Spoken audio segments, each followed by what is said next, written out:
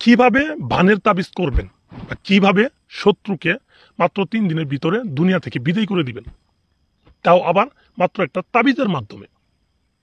তো ভিউয়ার্স, এটাকেই বলে বান মারা তাবিজ, যে তাবিজটার মাধ্যমে আপনার শত্রুকে মাত্র 3 দিনের ভিতরে পাগল করতে পারবেন, প্যারালাইসিস করে বিছানায় ফেলে রাখতে পারবেন বা দুনিয়া থেকে বিদায় করে দিতে পারবেন এই তাবিজটার মাধ্যমে। এটাই হচ্ছে বান মারা তাবিজ। তো এই তাবিজটা করতে গিয়ে অনেকেই মানে হাজার হাজার টাকা শেষ করে ফেলছে, নিজের দুধ দাপ পারতে পারতে নিজের জীবন শেষ করে ফেলছে, কিন্তু কাজ করতে পারে নাই। এরকম অনেক কথা আমার কাছে আসে, যাই ফোন দেয় তাই বলে, দাদা আপনার পূর্বে তো অনেক লোকের কাছে গেছি, কাজ হয় না, অনেক লোকের কাছে টাকা দিচ্ছি, কাজ হয় না। বাইরে সঠিক জায়গায় যাইতে হবে, মানুষকে মন থেকে ফিল করতে হবে যে কোন লোকটা কাজ করতে পারবে, কোন লোকটা কাজ করতে পারবে না।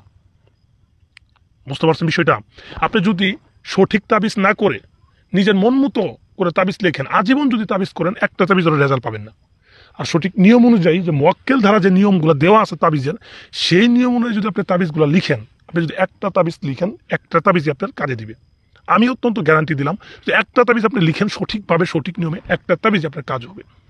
কারণ তাবিজ কবজ কাজ হওয়ার জন্য দুনিয়াতে আইছে। তো যাই হোক, আমি কথা বাড়াবো না। যারা বিভিন্ন শত্রুর মাধ্যমে প্রতারিত হয়েছেন, শত্রুকে শাস্তি দিতে চান, শত্রুকে মেরে ফেলতে চান, দূরে অথবা কাছে যে কোনো জায়গা থেকে, মেয়ে অথবা ছেলে, যে কোনো শ্রেণীর লোককে আপনি এই ভানটা মারতে চান, তো তারা কিভাবে মারবেন আর কিভাবে করলে পরে আপনাদের 3 দিনের মধ্যে রেজাল্ট হবে, এটাই আজকে আমি আপনাদের বিস্তারিত বলে দিব। এর আগে বলি, যারা সঠিকভাবে বিপদে পড়ে গেছেন, প্রকৃতপক্ষেই বিপদগ্রস্ত, যে আপনার শত্রু অত্যাচার সহ্য করতে করতে দেওয়ালে পিঠ থেকে গেছে, উল্টা যদি তাকে আপনি আঘাত করতে না পারেন, তাহলে আপনি নিজের মরা লাগবে, নিজের প্রাণহানি হবে। সেই ক্ষেত্রে কিন্তু আপনার এই তাবিজ কোর্সগুলো করা লাগে।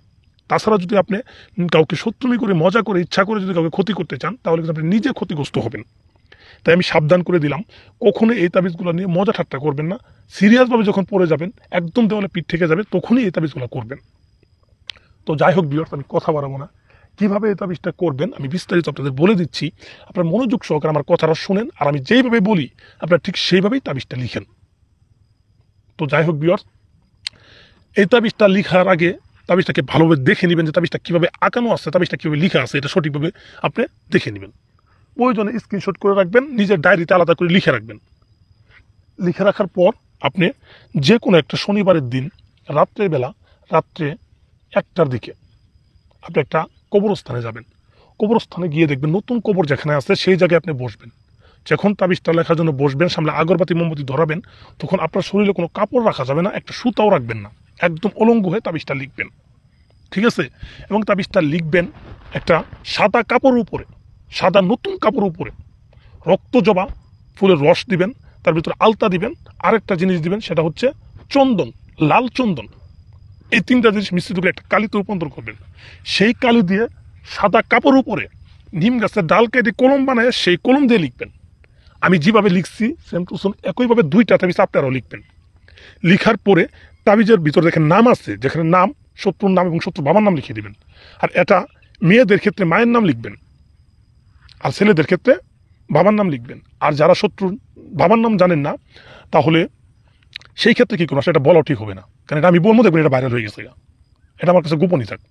তো এইভাবে নামগুলো সঠিকভাবে লিখে দিবেন। লিখে দেওয়ার পর 2টা তাবিজকে আপনি 2টা তামার মাদুলিতে ভরবেন। তামার মাদুলিতে ভরার পর, ঠিক আছে, একটা তাবিজকে আপনি যেখানে বসে তাবিজটা লিখলেন, যে কবর উপরে বসে, সেই কবরের ভিতরে ঢুকাই দিবেন। ঢুকাই দেওয়ার পর আরেকটা তাবিজ আপনার কাছে আসে, সেই তাবিজটাকে নিয়ে একটা কুকুরের গলায় বেঁধে দিবেন, সাদা কুকুরের গলায়। যেইভাবে হোক কুকুরটাকে ম্যানেজ করবেন, কুকুরের গলায় ভাত দেন, তাহলে এই তাবিজটা কুকুর 3 দিন বহন করলে আপনার সেই কুকুরটা 3 দিন পরে মারা যাবে। কি করবেন? কুকুরটাকে মারতেই হবে আপনার কাজ হাসিল করতে গেলে। তো কুকুরটা মারা যাবে আর আপনার কাঙ্ক্ষিত ব্যক্তিও মারা যাবে। আর এটা একবার পরীক্ষিত ভাই, একবার পরীক্ষিত। আমি